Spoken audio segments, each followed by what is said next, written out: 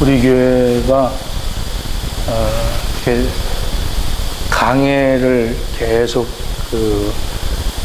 소선지서를 이제 쭉 해 오다 보니까 주일 예배까지 이제 이어서 가니까 이렇게 성탄절 같은 날 설교를 준비하려니까 굉장히 힘이 드는 것 같아요. 왜냐하면 성도들의 수준이 굉장히 오늘 뭐 대표기도 하신 분들 보면 웬만한 뭐 신학교에서 뭐 정말 손에 꼽을 만한 그런 내용들의 기도 내용이 뭐 그걸 뭐 칭찬하는 것이 아니라 그렇게 내용이 아주 참 성경적인 거 이렇게 굳건한 그런 성도들이기 때문에 뭐 주님 탄생하셨습니다 이러고 말하기가 굉장히 좀 어색한 것 같아요. 제가 그러고 보니까 나도 성도들이 그렇게 성숙하니까 어느덧 나도 이제 올라와 있구나. 같이 가는구나. 그러니까 구르마를 끌고 밀고 하면 같이 정상에 오르듯이 같이 올라왔구나.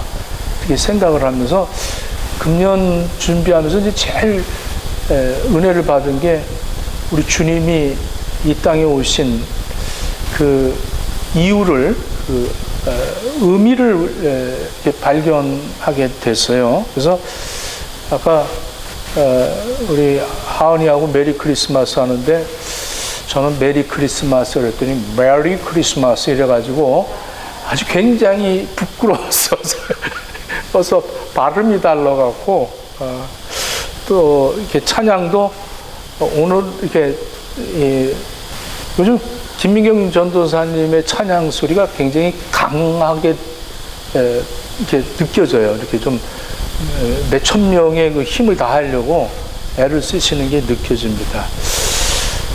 우리 한번 메리 크리스마스 한번 해봅시다. 저 발음을 잘해갖고 시작. 메리 크리스마스. 근데 예수님이 육신을 입고 이 땅에 태어나셨습니다. 이것이 이제 성탄을 표현하는 겁니다. 많은 사람이 예수님의 십자가의 죽음과 부활과 재림을 중요하게 여기지만 그 반면에 이 모든 것을 성취하기 위해서는 예수님이 이 땅에 오시는데 이 땅에 오시는 것을 어떻게 오셨는가는 우리가 흔히 이것을 성경을 통해서 말씀을 받았습니다. 그러나 오늘은 저는 2024년도 성탄절 메시지를 4명의 성경 저자가 성탄을 어떻게 설명하고 있는가에 대해서 나눠보려고 합니다. 바울이 오늘 본문을 보면 바울이 이해한 성탄에 대한 의미를 설명을 했어요. 또 마태는 어떻게 이 성탄을 이해하면서 의미를 가졌는가? 또 요한은 어떻게 이해하면서 성탄을 의미를 나타냈는가? 또 누가도 마찬가지죠. 어떤 이해로 성탄을 의미를 가졌는가? 첫 번째로 이 성탄을 이 바울이 이렇게 어떤 의미를 가르쳐주고 있냐면 오늘 본문에 5절부터 한번 보겠습니다. 빌립보서 2장 5절부터 함께 읽습니다. 너희 안에 이 마음을 품으라. 곧 그리스도 예수의 마음이니 그는 근본 하나님의 본체이시나 하나님과 동등됨을 취할 것으로 여기지 아니하시고 오히려 자기를 비워 종의 형체를 가지고 사람들과 같이 되셨고. 그러니까 바울은 예수님의 성탄을 자기를 비웠다 이렇게 이 의미를 부여하고 있습니다. 자기를 비웠다. 그러니까 성탄의 의미는 예수님이 자기를 비우시는 그런 날이었다는 거예요. 자기를 비운다. 이 헬라어로 케노시스라고 합니다. 케노시스. 그러니까 성탄절은 절대 없어서는 안 될 날인데, 하나님인데 하나님의 본체를 하나님처럼 여기지 아니하시고 오히려 자기를 비워서 낮춰서 내려놓으시고 낮고 천한 이 땅에 오셨다. 그것도 기꺼이 오셨다. 이렇게 말씀하고 있습니다.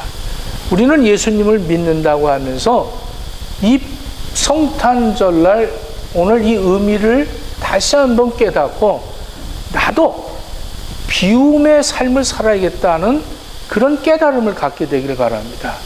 나도 할 수 있지만 좀 낮춰보겠다. 좀 낮은 사람들은 행복 지수가 굉장히 높은 것 같아요. 이렇게 에티오피아의 사람들도 얼굴을 보니까 먹는 것도 별로 뭐 좋지 않은데도 그 사탕 하나 받으면서도 그 땡큐가 기가 막혀. 뭐 이렇게 대롱 있는 사탕을 뭐라 그러나, 막대기 사탕. 그거 하나를 주는데도 얼마나 막 얼굴이 천사 얼굴 같이 돼요. 우리는 그거 주면, 있어요, 안 먹어요, 뭐 어째요, 막 이러면서 거부하지만은 그 아이들은 얼마나 그게 행복한 줄 몰라. 우리는 너무 높아요. 너무 높아서 나를 만족도를 채워주려면 그게 웬만한 사람은 채울 수가 없어요. 그러니까 많이는 갖고 있고 높이는 갖고 있고 많은 것을 배우고 있으면서도 불구하고 행복은 굉장히 낮아 있습니다. 여러분들이 거울을 보면서 한번 자기 얼굴을 평가해 보십시오. 나의 행복 지수는 어느 정도인가? 아마 여러분들의 치수를 여러분들이 스스로 느낄 수 있을 거예요. 자기를 비우면 그 점점 정말 낮은 사람들과 어울릴 수가 있지만, 저런 사람들은 저렇게 살아야 돼. 이러면서 따로 서서 나는 다르다. 이렇게 사는 사람들, 화려한 그러한 사람들, 정말로 그런 사람들만 모인 그 예루살렘 그 성전의 그 도성에서 예수님이 나신 것이 아니라 아주 그 갈릴리 바다 베들레헴, 그 베들레헴이라는 게 떡집이라는데 그 떡집의 마구간의 먹이통에 하나님의 말씀이 우리의 먹이로 오셨다는 거예요. 할렐루야. 기가 막히잖아요. 참 떡집의 마구간 먹이통에 하나님의 말씀이 생명의 양식으로 우리에게 오셨다. 이거 안 먹으려고 하죠. 여러분들 이거 없어도 된다고 생각하죠. 내가 비워지면 그 말씀으로 채워지게 되어 있습니다. 예수님은 끊임없이 이 3년 동안의 공생애에 보면 소외된 사람들, 어려움을 겪고 있는 사람들, 병적으로 약한 사람들, 이런 사람들을 만나 주셨어요. 낮은 사람을 찾아가 주시고 그들의 필요를 채워주신 분이 바로 예수님이십니다. 마태복음 25장에도 보면 양과 염소를 비유하면서 이 부류 속에, 염소 부류 속에 있는 사람들을 이렇게 말합니다. 내가 줄일 때 너희들이 먹을 걸 주지 않았고 목마랐을 때 마식을 주지 않았다. 나그네 되었고 헐벗었을 때, 병들고 감옥에 갇혔을 때 찾아가지 않았다. 이렇게 말씀을 합니다. 마태복음 25장 41절부터 보면 왜 우리가 언제 주님이 그러신 적이 있습니까? 이렇게 말합니다. 이것은 우리가 주님을 항상 높여드리고 영광 받으소서 하다 보니까 예수님이 언제 낮고 천한 사람들과의 관계가 그렇게 가실 수 있을까? 이렇게 여겨지는 거죠.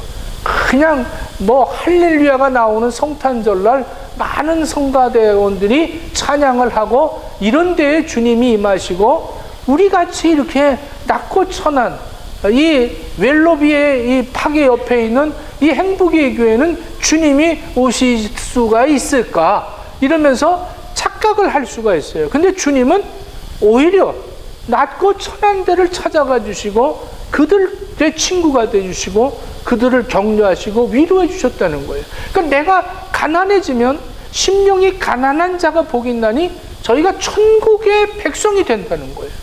그런데 내가 가난하지 않으면 예수님을 항상 높여드린다고 하면서도 나와는 무관한 그런 관계를 형성하면서 내가 열심히 신앙생활 하고 있는 거죠. 예수님은 자기를 비우셨습니다. 낮고 천한 곳으로 오셨어요.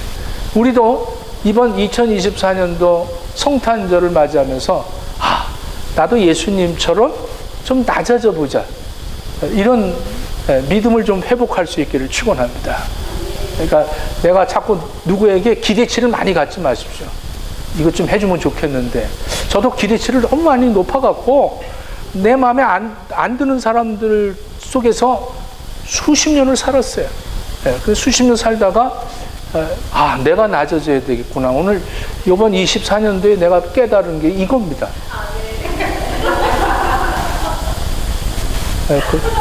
여러분들이 동의를 하시는 것 같아요. 또 마태는 이 성탄을 어떻게 의미를 부여했느냐? 마태복음 1장 23절에 보니까 보라, 처녀가 잉태하여 아들을 낳을 것이요 그의 이름을 임마누엘이라 하리라 하셨으니 이를 번역한즉 하나님이 우리와 함께 계시도다 함이라. 그러니까 마태가 이 예수님의 탄생의 의미를 임마누엘이라고 표현했어요. 임마누엘이라는 것은 이제 자기를 비움으로 임마누엘이 되셨다는 거예요. 우리와 함께 하신다는 거예요. 하나님을 우리가 볼 수가 없어요. 하나님은 영이시기 때문에 우리 육안으로 볼 수가 없습니다. 근데 예수님은 우리의 육안으로 볼 수가 있었습니다. 그래서 우리는 육신을 입고 이 땅에 오신 예수님을 통해서 하나님이 우리와 함께 하심을 믿게 됐어요. 그래서 예수님의 그 공생의 기간 동안에 예수님은 수천 명, 수만 명이 따라왔지만 그들을 다 돌려보내십니다. 그리고 예수님이 선택한 12 제자들, 이 12를 세웠습니다. 마가복음 3장 14절에 보면 이에 12를 세우셨으니 이는 자기와 함께 있게 하시고 또 보내어 전도도 하며 이랬어요. 그러니까 예수님의 제자 중에 이 요한이 예수님을 이렇게 얘기합니다. 귀로 듣고 눈으로 보고 손으로 만졌다, 이렇게 고백합니다. 요한일서 1장 1절에 태초부터 있는 생명의 말씀에 관하여는 우리가 들은 바예요. 그러니까 태초부터 있던 그 하나님 말씀이 이 붙어있는 이 생명의 말씀에 관하여 우리는 들었고 눈으로 보았고 우리 손으로 만진 바다. 이게 바로 예수님이라는 거예요. 그러니까 예수님의 제자 중에 빌립이 이렇게 얘기하죠. 예수님한테 하나님을 좀 보여주십시오. 그러면 우리가 좋겠나이다. 요한복음 14장 8절에 이 빌립이라는 사람이 얘기합니다. 주여 아버지를 우리에게 보여주옵소서. 그리하면 족하겠나이다. 근데 예수님 빌립에게 이렇게 말씀합니다. 이어서 요한복음 14장 9절에 빌립아, 내가 이렇게 오래 너희와 함께 있었을 때 내가 나를 알지 못하느냐? 나를 본 자는 아버지를 보았거늘 어찌 아버지를 보이랴 하느냐? 이렇게 말씀합니다. 그러니까 예수님을 본 것은 하나님을 본 것이라는 거예요. 그러니까 우리의 육안으로도 또 우리의 귀로 우리의 이 체감으로도 예수님을 느낄 수 있는 것이 바로 말씀이라는 거예요.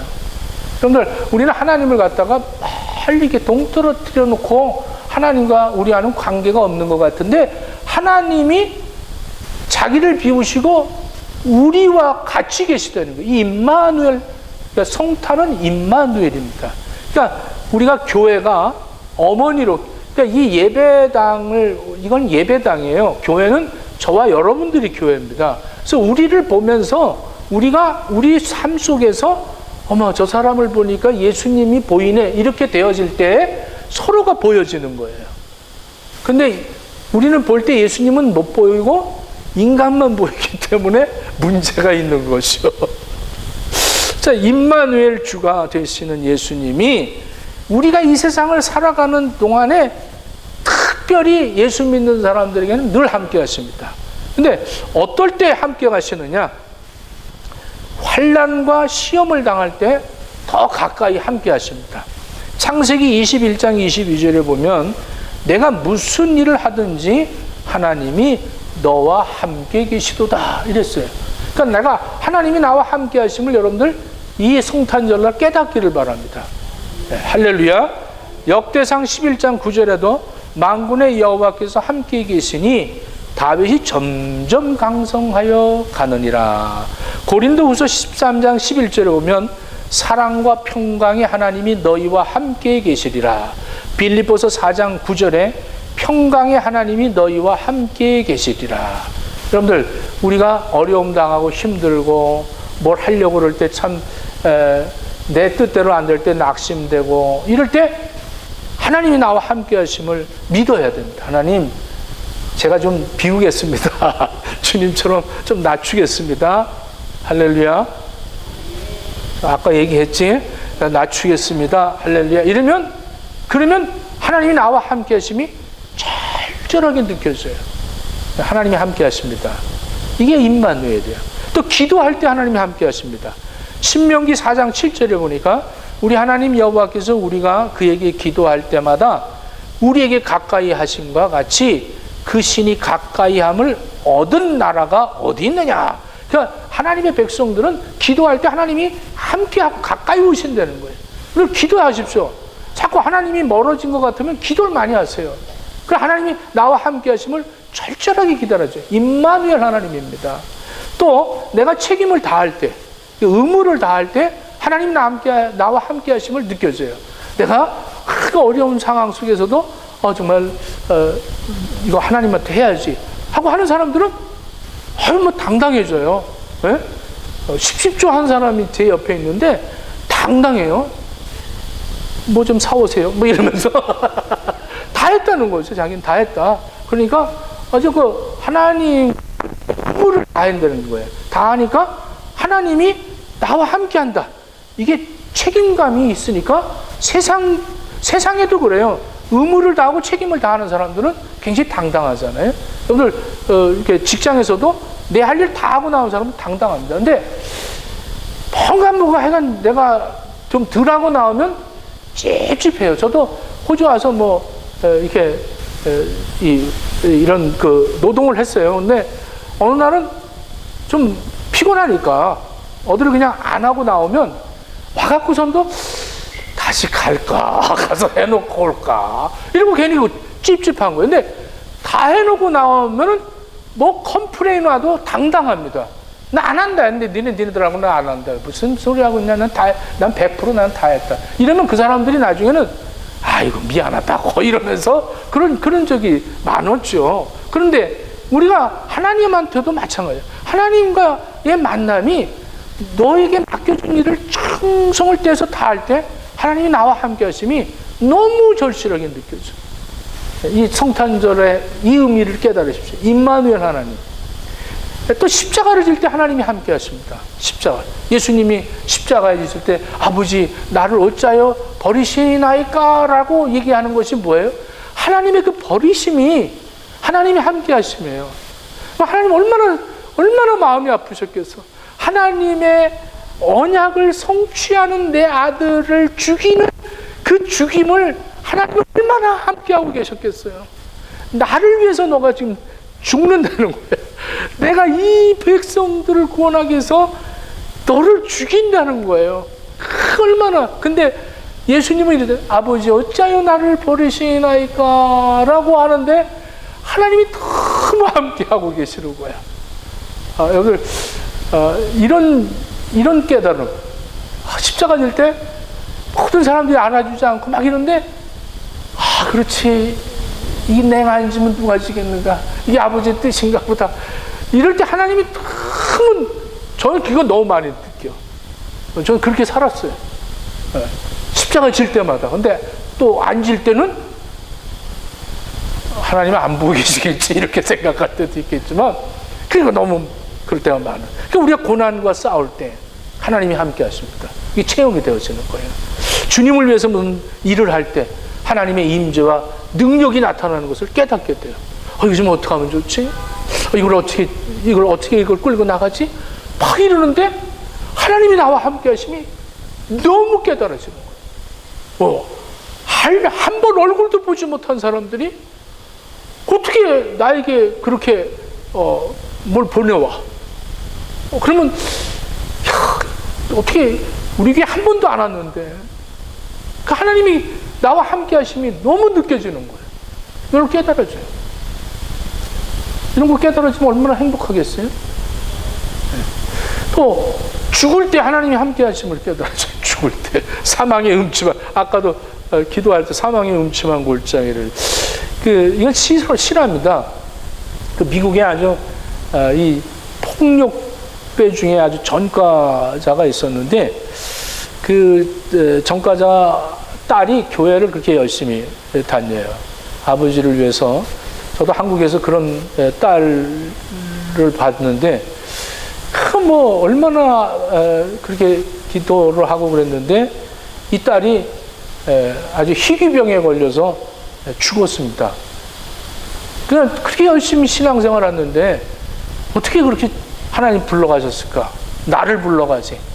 그리고 그 예배를 이제 장례를 그 다니는 교회에서 담임 목사님이 인도하시는데 이렇게 목사님이 장례식 때 다윗의 죽음을 설명을 했어요. 사무엘하 12장 23절에 나는 그에게로 가려니와 그는 내게로 돌아오지 아니하리라 하니라. 나는 아들에게 갈 수 있지만 아들은 나에게 올 수 없다. 그 다윗의 아들이 죽었잖아요. 그래서 금식도 하고 그랬는데 그 알타가 죽으니까 그때 이제 다시 회복을 하면서 한 말이에요, 다윗이. 아들은 나한테 올 수 없지만 이제 나는 아들한테 갈 수 있다. 이 말에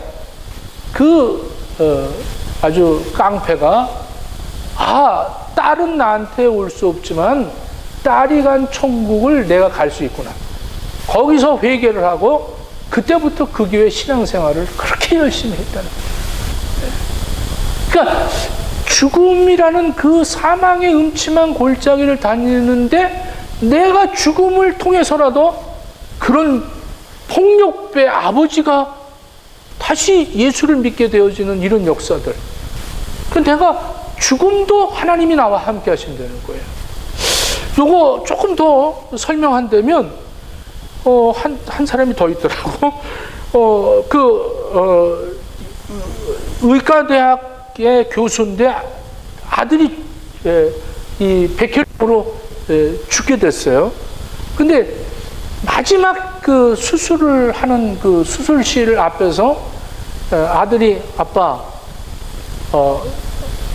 나 좀 안아주세요 이렇게 얘기를 하더래요. 근데 의사가 이 백혈병은 이 세균 때문에 안 오면 안 된다 하니까 아빠가 얘기를 했대. 아들아 수술실 들어갔다 와서 아빠가 안아줄게. 아들아 왜 죽음이 두렵니? 이렇게 물어봤어요. 그랬더니 아들이 하는 말이 처음엔 두려웠어요. 근데 어젯밤에 다니엘 걱정하지 마. 내가 여기 있다 하면서 주님이 자기에게 그렇게 말씀했대요. 예수님을 보는 순간부터 죽음이 두렵지 않대요. 여러분들 죽음이 두렵지 않는 신앙생활이 되어져야 되지 않겠어요? 이게 하나님이 나와 함께 하신다니까요. 그래서 우리 예수 믿는 사람들은 죽음이 두렵지 않은 거예요. 사망의 음침한 그 골짜기를 다닐지라도 해를 두려워하지 않을 것은 주께서 나와 함께 하신다는 거예요. 자, 그러면 요한은 어떻게 성탄을 의미를 부여했냐면 요한복음 1장 14절을 보니까 말씀이 육신이 되어 우리 가운데 거하심에 우리가 그의 영광을 보니 아버지 독생자의 영광이요 은혜와 진리가 충만하더라. 그러니까 이 성탄, 예수님이 오신 것을 로고스로 그 의미를 부여했습니다. 로고스는 말씀이죠. 하나님이 자기를 비우고 임마누엘로 오시고 그리고 말씀으로 우리에게 오셨다는 거예요. 말씀. 마태복음 5장 17절에 보니까 내가 율법이나 선지자를 폐하러 온 줄로 생각하지 말라. 폐하러 온 것이 아니요 완전하게 하려 함이라. 요한복음 17장 8절 나는 아버지께서 내게 주신 말씀들을 그들에게 주었사오며, 예수님이 바리새인들, 서기관들 이런 사람들과는 달리 하나님의 말씀을 항상 자주 이렇게 말씀합니다. 그래서 산상 설교할 때도 옛사람에게 말한 바와 같이 나는 너희에게 이르노니 이렇게 표현을 합니다. 이게 5번이나 나오죠. 산상수훈에. 예수님의 말씀을 들었던 사람들의 반응도 굉장히 그 놀라움 그 자체였습니다. 마태복음 7장 29절에 그 가르치시는 것이 권위 있는 자와 같고 그들의 서기관들과 같지 아니함이로라. 그러니까 예수님이 말씀하실 때 다른 사람들과는 같지 않았다는 거예요. 그러니까 예수님은 말씀으로 귀신을 쫓아냈고 말씀으로 병자들을 고치셨고 말씀으로 죽은 자를 살리셨고 말씀으로 풍랑을 잔잔하게 하셨습니다. 우리의 신앙생활은 말씀을 떠나서는 불가능한 겁니다. 말씀 자체가 되시고 말씀대로 사신 예수님을 본받아서 우리도 말씀의 사람이 되어져야 한다는 거예요. 그래서 말씀이 내 육신을 통해서 소외된 사람들과 함께 말씀의 사람으로 살아가는 거예요. 말씀을 사랑하고 말씀대로 살면서 세상 사람들에게 예수님처럼 말씀을 보여줘야 되는 거예요. 오늘 이 성탄절 말씀이 육신이 되어 오신 그 예수님, 말씀대로 순종하시고 사셨고 말씀대로 순종하고 죽으시고 말씀대로 순종하여 부활하신 예수님, 이 말씀대로 우리가 살아가야 되는 겁니다. 네, 여러분들의 삶에 그렇게 되기를 축원합니다. 네, 마지막으로 누가는 어떻게 의미를 부여했는가? 누가복음 2장 10절로 11절에 보니까 천사가 이르되 무서워하지 말라. 내가 온 백성에게 미칠 큰 기쁜 좋은 소식을 너희에게 전하노라.